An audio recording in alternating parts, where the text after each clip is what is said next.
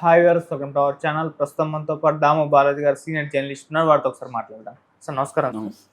Sir, రోజా గారి పైన నాగబాబు గారు పగ తీర్చుకున్నారు, రివెంజ్ తీర్చుకున్నారు అని చెప్పేసి టైటిల్స్తో కొన్ని వార్తలు ప్రచారం అవుతున్నాయి సార్. అంటే నాగబాబు గారికి ఇప్పుడు ఎమ్మెల్సీ ఇచ్చారు, మంత్రి మండలిలోకి తీసుకోబోతున్నారు అంటున్నారు. అయితే ఏ మంత్రి ఇస్తారన్న దానిపైన ఒక చర్చ జరిగినప్పుడు రోజా గారు గతంలో చేసిన క్రీడా శాఖ మంత్రి, టూరిజం, ఆ రెండింటిని ఇప్పుడు నాగబాబు గారికి ఇస్తారని చెప్తున్నారు. మరి దీన్నే రివెంజ్ గా మాట్లాడుతున్నారు. మీరే విధంగా చూస్తారు? ఇవే ఇవ్వబోతున్నారు నాగబాబు గారికి, మీరేం చెప్తారు సార్? అంటే నాగబాబు సినిమా వ్యక్తి కాబట్టి సినిమాటోగ్రఫీ, తర్వాత క్రీడలు, టూరిజం, ఈ 3 శాఖల్లో ఇచ్చే అవకాశం ఉందనేది ఎక్కువ మంది చెప్తున్నారు.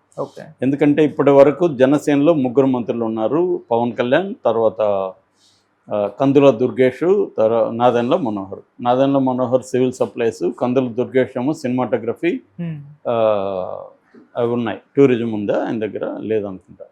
సో ఇప్పుడు ఈ శాఖల్లో కొంత ఆల్రెడీ శాఖలు ఇచ్చేస్తున్నారు కాబట్టి ఆ శాఖల్లో తీసి ఇవ్వాలి కొన్ని. అలాగా ఈయన అవైతే కోరుకుంటున్నాడు అనే వార్త వస్తుంది. ఎందుకంటే ఆయనకి సినిమా ఇండస్ట్రీ కాబట్టి సినిమాటోగ్రఫీ మినిస్టర్గా ఉంటే సినిమా ఇండస్ట్రీలో వాల్యూ పెరుగుతుంది అనేది ఒకటి. రెండోది, దుర్గేష్ కంటే కూడా ఈయన బెటరు. ఎందుకంటే ఆల్రెడీ ఆయనకి సినిమా ఇండస్ట్రీలో అందరూ తెలుసు, సినిమా ఇండస్ట్రీలో ఉండే ప్రాబ్లమ్స్ తెలుసు కాబట్టి ఆ మేరకు ఆయన బెటర్గా పనిచేయగలుగుతారు అనేది ఒకటి.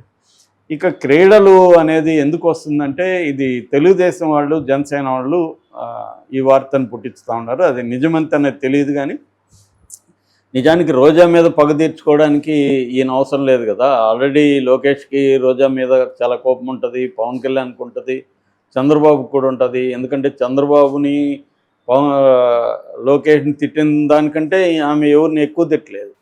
సో కాబట్టి వాళ్ళకి ఆమె మీద ప్రతీకారం తీర్చుకోవాలంటే నాగబాబు ఆ మంత్రి దీంట్లో ఉండాల్సిన అవసరం లేదు. నిజానికి ఏ మంత్రులు అవసరం లేదు. ఎవరి మీద పగ తీర్చుకోవాలనుకుంటే డైరెక్ట్గా లోకేష్ ద్వారానే అన్ని పనులు అవుతాయి. ఎందుకంటే రెడ్ బుక్ మెయింటైన్ చేస్తుండేది లోకేష్. రెడ్ బుక్లో ఎవరెవరి పేర్లు ఉన్నాయి, దాన్ని ఎలా చేయాలనేది దానికి లోకేష్ ఒక సిస్టమేటిక్గా వెళ్తున్నాడు.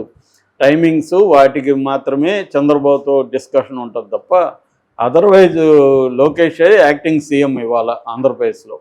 చంద్రబాబు ఏంటంటే ఓన్లీ విధాన నిర్ణయాలు అట్లాంటివి తీసుకోవడం, ఆయన ఒక ఫేస్ ఆఫ్ ద గవర్నమెంట్ లాగా ఉండడం తప్ప రియల్ పవరు, రియల్ సీఎం ఎవరంటే ఆంధ్రప్రదేశ్కి లోకేష్.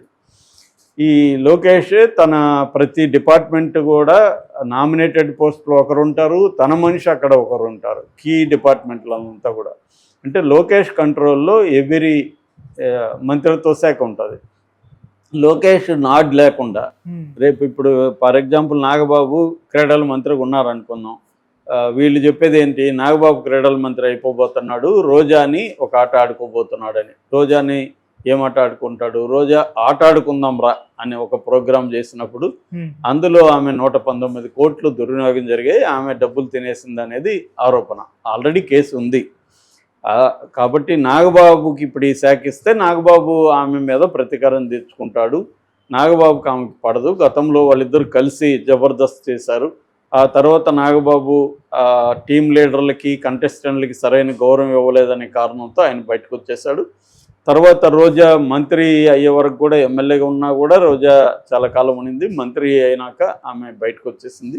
సో అలాగే వీళ్ళిద్దరూ ఒకప్పుడు దాంట్లో ఉండి మళ్ళీ నాగబాబు ఒక టీంని తయారు చేసి జబర్దస్త్ టీంని రాజకీయాల్లోకి తీసుకొచ్చి రోజాని బండబూతులు తిట్టించారు. అతను ఎవరు, చేపల పులుసు ఆర్పీనా, ఆర్పి ఆది ఇలాంటి వాళ్ళ ద్వారా ఒకప్పుడు రోజాని మేడం మేడం అని అడుక్కుంటున్న వాళ్ళందరినీ ఆయుధాలుగా తయారు చేసి రోజా మీదనే మాట్లాడిచ్చాడు అనే విమర్శ కూడా నాగబాబు మీద ఉంది.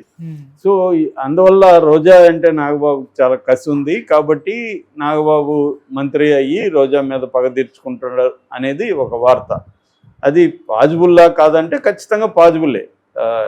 కాకపోతే ఏంటంటే నాగబాబు సొంతంగా పగ తీర్చుకోవడం అనేది కాదు. లోకేష్ క్లియరెన్స్ ఇవ్వాలి, చంద్రబాబు క్లియరెన్స్ ఇస్తేనే ఎవరినైనా అరెస్టులు చేస్తారు. కానీ నాగబాబు అనుకున్న వాళ్ళంతా నేను అరెస్ట్ చేస్తాను సార్ అంటే కుదరదు. అట్లా అంత ఫ్రీడమ్ ఎవరికి లేదు ఇక్కడ.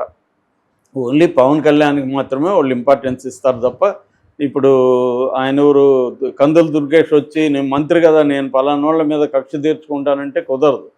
అంటే తీర్చుకోవచ్చు, దానికి టైమింగు, ఎప్పుడు తీర్చుకోవాలి, ఎలా తీర్చుకోవాలి, ఇవన్నీ అవసరం. తీర్చుకోవాలా లేదా ఇవన్నీ లోకేష్ డిసైడ్ చేయాలి. లోకేష్ డిసైడ్ చేయకుండా నాగబాబు రోజా మీద పగ తీర్చుకోరు. ఎందుకంటే రోజాని అరెస్ట్ చేయడం వల్ల మనకు ఉపయోగమా, లాభమా, నష్టమా, ఇవన్నీ బేరీ చేసుకోవాలి. రేపొద్దున ఆమె మహిళ కాబట్టి సింపతి రావచ్చు, ఆమెకి రేపొద్దున జైల్లో ఏమైనా ఇబ్బందులు రావచ్చు, ఆమె కోర్టులో కేసులు వేయచ్చు, దానివల్ల సింపతి మెల్లమెల్లగా రావచ్చు. అందుకని వాళ్ళు ఎప్పుడెప్పుడు ఎవరిని అరెస్ట్ చేయాలి, దాని రియాక్షన్ ఎలా ఉంది, దీన్ని బట్టి ఎలా ముందుకెళ్ళాలి, లీగల్ పరిస్థితి ఏంటి, పొలిటికల్ పరిస్థితి ఏంటి, ప్రజల్లో రియాక్షన్ ఎలా ఉంది, ఇవన్నీ బేరీ చేసుకొని ముందుకెళ్తారు. లోకేష్ కూడా అందరూ అనుకున్నట్టుగా ఆయనే చెప్పుకున్నట్టుగా ఆయన మూర్ఖుడు అని చెప్పుకున్నాడు, కానీ మూర్ఖుడు కాదు. లోకేష్ కూడా ఏంటంటే రాజకీయ ప్రయోజనాలు, షార్ట్ టర్మ్ ప్రయోజనాలు, లాంగ్ టర్మ్ ప్రయోజనాలు దృష్టిలో పెట్టుకొని మూవ్ అవుతూ ఉంటాడు లోకేష్ ఆయన.